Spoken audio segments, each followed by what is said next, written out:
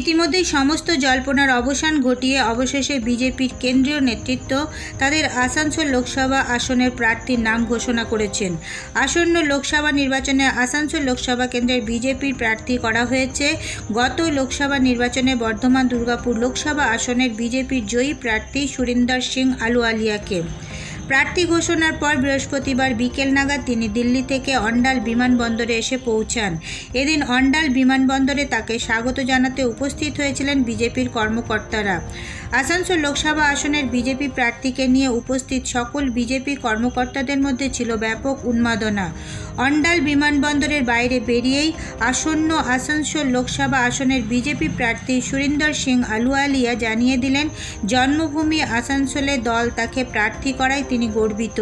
গতকাল পশ্চিম বর্ধমান জেলায় পৌঁছলেও আজ সকাল থেকে বিজেপির কর্মী ও সমর্থকদের সঙ্গে নিয়ে অন্ডাল গ্রাম থেকে প্রচার শুরু করে দিলেন আসানসোল লোকসভা কেন্দ্রের বিজেপি প্রার্থী সুরিন্দর সিং আলুওয়ালিয়া।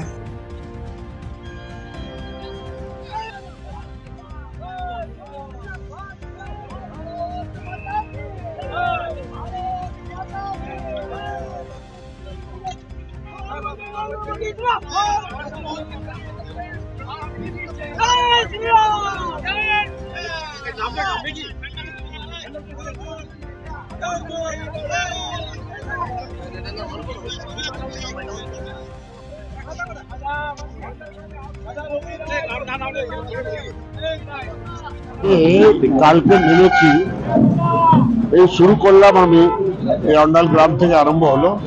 এবার চলে যাব একটু মা ঘাগরবুড়িকে প্রণাম করে পূজা দিয়ে, তারপর একটা কার্যকর্তা সম্মেলন আছে, তারপর প্রেস সম্মেলন আছে করে, তারপর কটা এই বুধা গ্রামে গাজন আছে, সেখানে যাব, আগড়িপাড়ায় গাজনে যাব।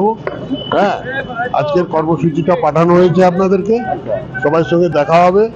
ভালো থাকবেন, ভালো রাখবেন। বলছি দাদা দিন কয়েক আগে আর ছেড়ে দে বাবু, দিন কয়েক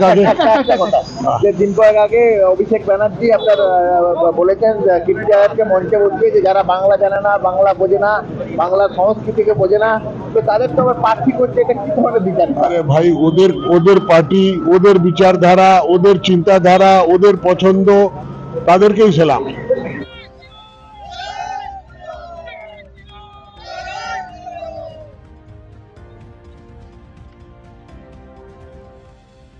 এরপর নজর রাখুন আমাদের পরবর্তী খবরে।